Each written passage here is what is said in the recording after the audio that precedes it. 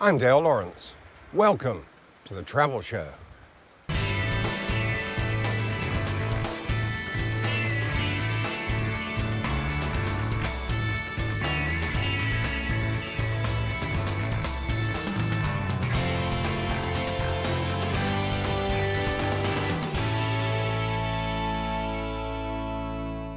This week's travel show comes to you once again from the Mekong Tourism Forum in Pak-se, southern Laos. Later in the program, we'll be taking you to the World Heritage Site, Wat Pho Temple. We'll also be rounding up the latest news from the world of travel and tourism. But first, here's some reaction from delegates here at the forum in Pak-se. Day 2 of the Mekong Tourism Forum kicked off with a keynote address from Robert Hecker, Managing Director of Horwath. Robert Hecker, Managing Director of Horwath, based in Singapore. Robert, you've just given a very interesting presentation about the opportunities for tourism development right along the Mekong River. And of course, about 15 years ago, you were actually commissioned to do a study by the United Nations. So 15 years on, are things better, or are they just different along the river? Well, I would say bottom line is it's better in the sense that all of those promises of the infrastructure about transport, which has not just tourism, it's also trade and all that. I think so economically that is of ultimate benefit, and that's now there. And back then it was just a promise. So to see it all happen is a good thing. But I think what was most heartening, I think, on this trip coming up here for the forum was the new products that I've been seeing. And it seems like it's all something that's been happening for the last maybe 3 or 4 years, or at least within the last 5 years. So it's You're talking about tourism. Tourism products. So, you know, the new kinds of lodges that are definitely focused on responsible tourism and community involvement and just the ultimate comfort level of the accommodations. Indeed, and I guess you've also witnessed probably quite a dramatic improvement in terms of the infrastructure with new roads, new bridges. Yeah, that was definitely easy. I mean, it was pretty pioneering stuff 15 years ago, and now you hardly even think about moving from such and such place to such and such place for 300 kilometers.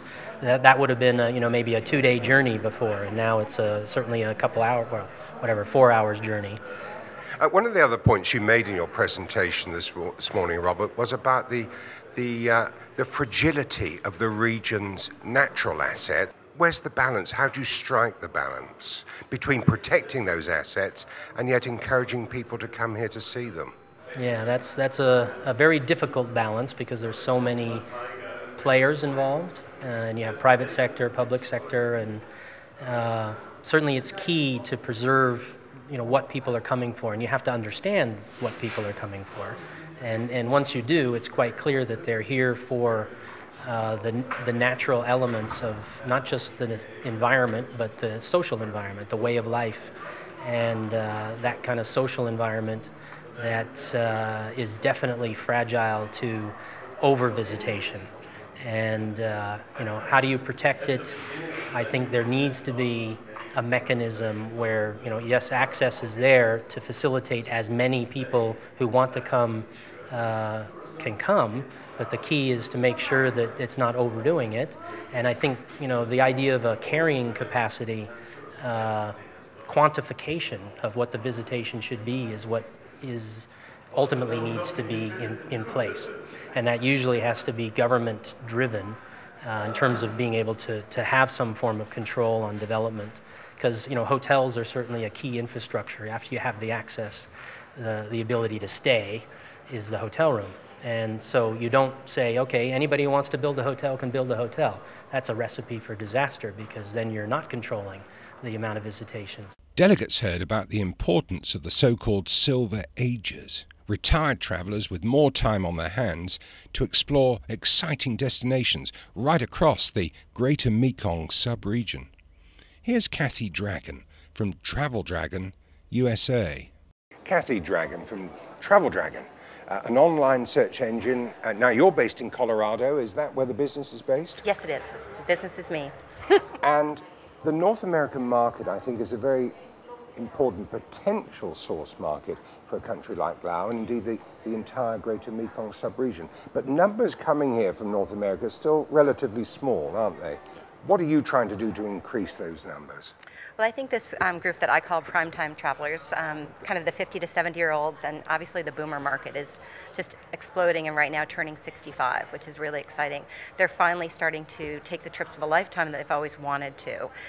Before they might have taken shorter trips, but now they're really investing in these long-haul destinations. So I think this area of Asia Pacific and specifically the Mekong region is just going to explode with North Americans coming here. They do want to do multi-country travel, so they will come and do Indochina and Thailand and Laos, Myanmar together. It's an awfully long way for them to come, isn't it? So when they come here, I guess to get full value for their dollars, they do want to enjoy as many different experiences as they can right across the region. Where do they tend to go, first of all, and where are they spending most time at the moment? I would guess Thailand, but am I right? No, actually, I think they're spending most time in Vietnam. Vietnam has a history where they're coming back to. There's been a lot of advertising around Vietnam, and so now also Cambodia, Siem Reap, they're coming to see that. The temples of Angkor Wat, of course, and now Luang Prabang has gotten more and more press. The Mekong is this, the mighty Mekong has the story behind it. They're not actually sure where it is and what countries are associated with it, but they're getting really excited about that. Yunnan, China is very popular. They're not as much, Thailand has been in general the north, indigenous communities, visiting with people. They're not as much beachgoers, so it's not hanging out on a beach. They don't have time for that. So your prime-time travelers are really more interested in Thailand, for example, in Chiang Mai and Chiang Rai. Exactly. And up into Laos, rather than spending 2 weeks on a beach in Hua Hin or Pattaya. Exactly. They probably did that in their younger days when they had young children, I guess. But again, access is very important, and it's not easy, is it, from North America? Are there direct flights to Vietnam, for example? No, there's not. So people are either flying in through Bangkok or they're flying through Tokyo. So that's kind of where people are coming from and then doing connecting. The other issue is really permits and visas. So they're not really comfortable having to get a visa upon arrival even and standing in line and not sure if it's going to work. So the idea of having a visa that goes across the different areas is really going to help, I think. Well, Kathy, you've touched upon an issue that's been discussed repeatedly throughout this two-day conference, the idea of one visa across either the whole of the greater Mekong sub-region or indeed within ASEAN. It's not going to happen, is it? And it's not going to happen because countries see visa applications as a cash cow. They generate huge sums of money from visa applications. It's not going to end anytime soon, is it? I don't think it's going to end, but I think people are going to figure out how to make it easier. I think that's basically making things more accessible. It's very difficult to travel. It's not comfortable to travel now. Going through airport security, all of these different things that specifically affect this prime-time traveler, make them feel sort of anxious when they, are going on this major trip of a lifetime. So I think people are going to figure out ways to help alleviate that, and people are willing to pay for it. So if someone can help them, escort them through, basically be a concierge to help them through, it's going to be a new skill. I think you're quite right. People possibly are nervous about visa on arrival, the long queues, uncertain about whether it's going to work, and of course having to apply for a visa each time they cross a border. What can you do as a specialist travel consultant in the United States to help sort of ease the anxiety before they take their outbound flight out of the United States? People are increasingly working with really high quality tour operators and what is called travel consultants, no longer travel agents. And these are people that specialize in Asia Pacific. And so they're really helping facilitate the getting the visas ahead of time whenever possible, talking them through, making sure someone's meeting them. The meet and greet is really important, giving them all the details that they need to feel comfortable with what they're packing, what to expect food-wise, safety-wise. Health and safety obviously is a huge concern with this group. Indeed. Now, you've been sharing your own particular knowledge and expertise with the delegates this morning, and I know that they listened with great interest to your presentation, Kathy, but you're also learning yourself, aren't you? What are your impressions of the Mekong Tourism Forum, and what are the really key messages that you're taking away with you?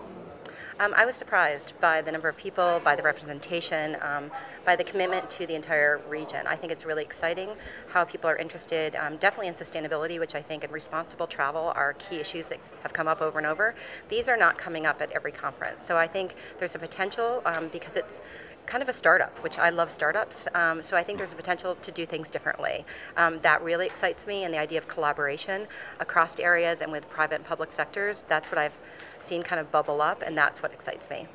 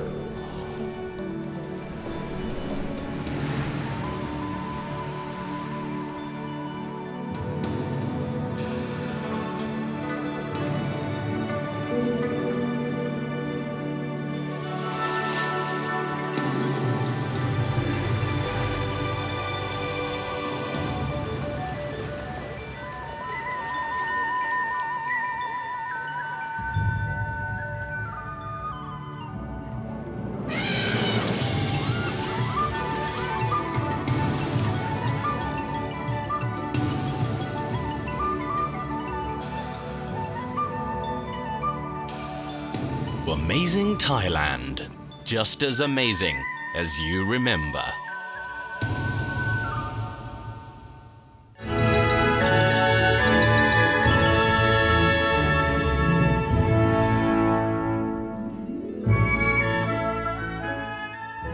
Head to Got Yao Noi, a small island located in Phang Nga Bay, to experience the simple islander life in a charming homestay resort.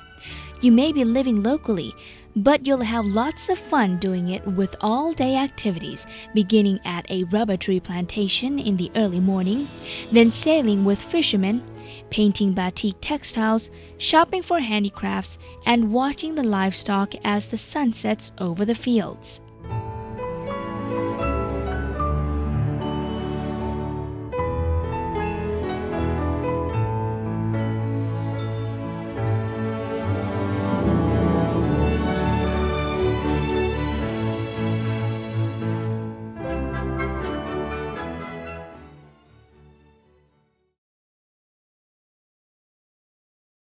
Amazing Thailand always amazes you.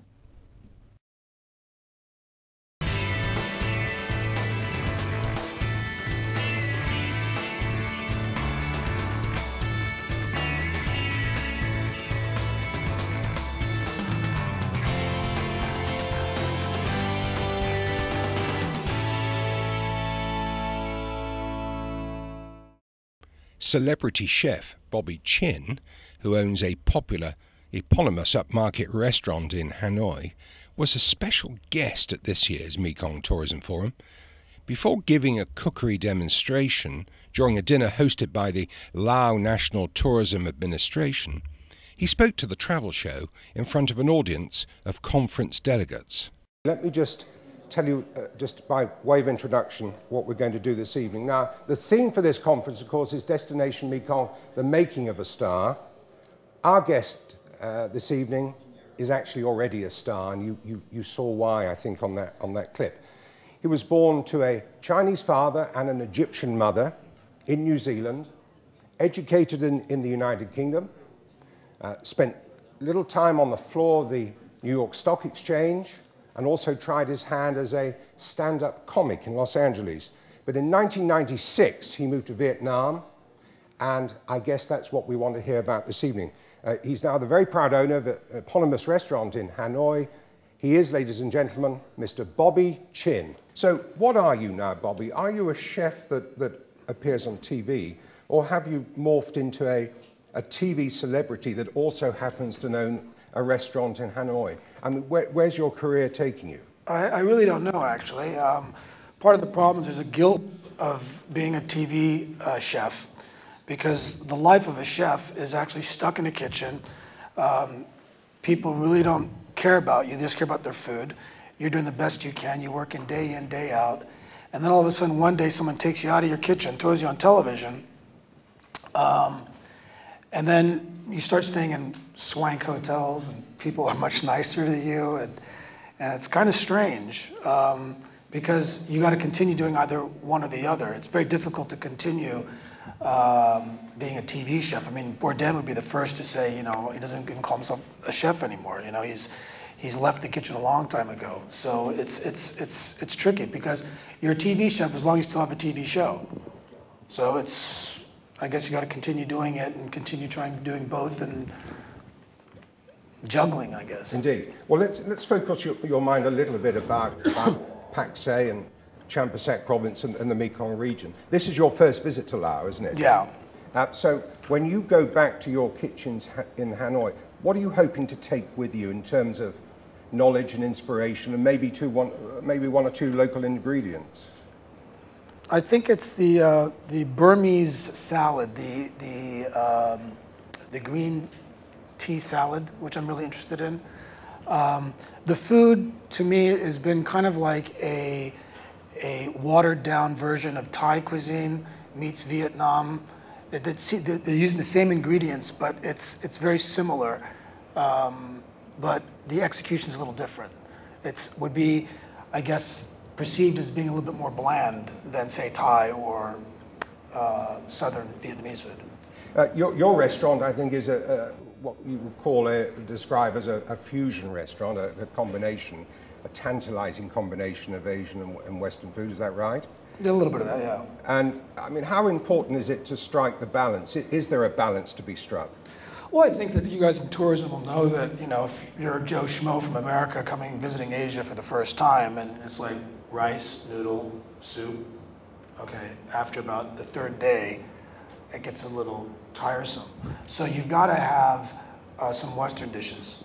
At the same token, training staff, it's much easier with their local cuisine because they know it. So it's a product mix of giving you what you want and giving some people what they need. So that's the balance of what my menu is and always has been. It's been small plates coupled with a la carte tasting menus. And then if you want to get, for the foodie, we do the tasting menus, which incorporates technique and ingredients from these regions, as well as France or the Middle East or whatever it is, to be considered like a foodie restaurant. And that's what people write about, but I'm not sure that equates to maybe 20% of our menu. Is your menu better or worse than it was before you were a TV chef? I don't know. I think that when no one cared about me, I was much more experimental with food.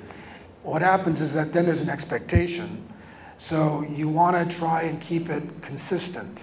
So then, does that mean being safe, being cautious rather than slightly dangerous? There is that. There's a little caution, but there's also the idea of looking at a recipe and tweaking it or perfecting it. So, like, kids love my macaroni and cheese, and the reason why is like I use pecorino cheese or Parmesan. I cook the macaroni in milk. I blanch it in milk. Then I use the milk to make the roux. So there's just this the development of depth of flavor that you can create through the technique versus boiling in water, what have you, and baking in the oven. Then when you order in the restaurant, it's just dumped into a saute pan. The pasta is thrown into there, mixed in with a little cream until it's nice and warm and hot. Then it's thrown into a clay pot, and then it's put into into a salamander. So it's just how do you execute something consistently and try and make it better than what you're doing before is a whole art within itself. I mentioned that when I introduced you, Bobby, that you had a go at being a stand-up comic in Los Angeles. Which is the more difficult challenge, to make people laugh or to satisfy a hungry clientele in your restaurant? They're both brutal. I'm a chef in Vietnam, shows you how funny I am. Well, the difference is, of course, that people would pay when they enter a comedy club, so they're expecting to be entertained, having parted with their money. They don't pay you in the restaurant until they've had their coffee and dessert wine, so it's not entirely the same, is it? No, I mean, the other thing is you're not making a lot of money doing stand-up comedy. Hence your status now as a TV chef, I would imagine. Exactly. Yes. Yeah. Boy, this is now turning brutal. It's like hardball. Ladies and gentlemen, our time is up, but we're not done with Bobby Jim because he's going to be demonstrating his cooking skills at tonight's gala dinner at the Champasak Cultural Hall. The final word came from Mason Florence, the Executive Director of the Mekong Tourism Coordinating Office. Now, Mason, when you spoke to the travel show at the start of our series, you had very high hopes for the Mekong Tourism Forum. The two-day conference has now come to an end. Were all your hopes realized? Oh, absolutely, yeah. We hit the numbers that we wanted to have here. We got the variety of people from different areas, so no, we're really happy with the way it came out. And what are the key messages that you think delegates will take away from this conference? Well, I think sustainability is a big one. It was a theme that was a thread that was going through the entire conference. We got some great ideas and great inspiration already for next year. Are you confident the ideas will permeate back into the offices of the national tourism organizations that were represented here? I am. It doesn't happen overnight. Things don't happen overnight, but it's a process. But I have utter confidence, and it's all about the cooperation and collaboration. So, if there's more than one player in the game, that much more of an incentive for people to get on board and do things. So. Now, the closing dinner tonight is being sponsored by the Tourism Authority of Thailand, and that's of course because next year's Mekong Tourism Forum is being staged in the northern city of Chiang Rai in Thailand. So, your hopes for next year?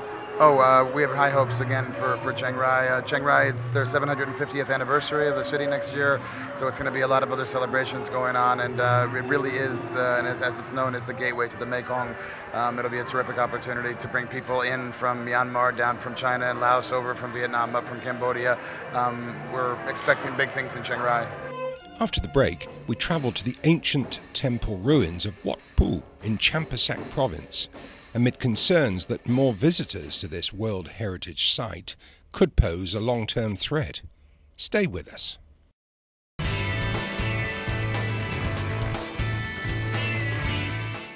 AirAsia X, the no-frills long-haul airline based in Kuala Lumpur, is looking to expand its network by offering services to several new destinations, including Sydney, Beijing, Shanghai and Osaka. The airline currently serves 15 cities, from London and Paris in Europe, to Hangzhou and Chengdu in China, and Melbourne in Australia. AirAsia X is planning a public listing next year, offering shares to investors that will raise much-needed cash to fund a further fleet expansion. Thailand's Ministry of Transport is telling low-cost airlines to provide meals and ticket refunds to customers in line with the ministry's regulations on passenger rights. The online news service TTR reports Permanent Secretary Supot Saplom as stating that the ministry is asking all budget airlines operating domestic routes to inform passengers about their rights when flights are delayed. The request comes amid growing concerns that passengers are being denied their rights when domestic flights are delayed.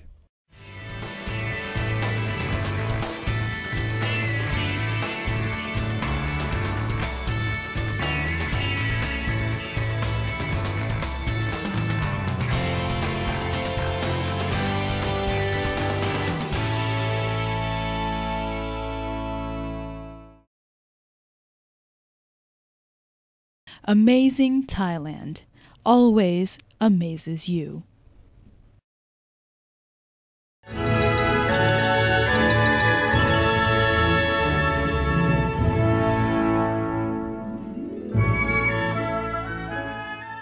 Tilasu Waterfall is recognized as one of the world's greatest waterfalls.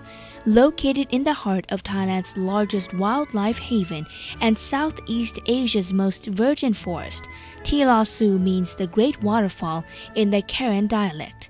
It begins in the Umpang Wildlife Reservation, a well-known UNESCO World Heritage Site. You can either drive or hike about 3 kilometers to the waterfall, but either way, you will be amazed by this spectacular natural sight.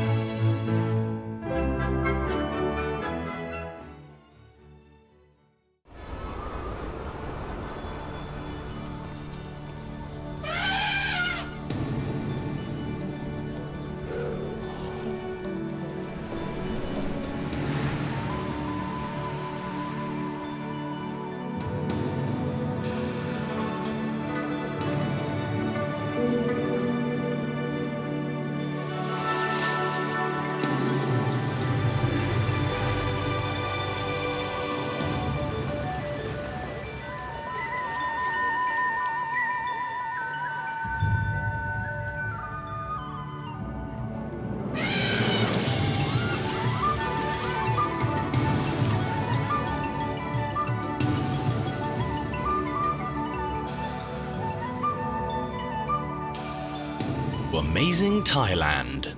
Just as amazing as you remember.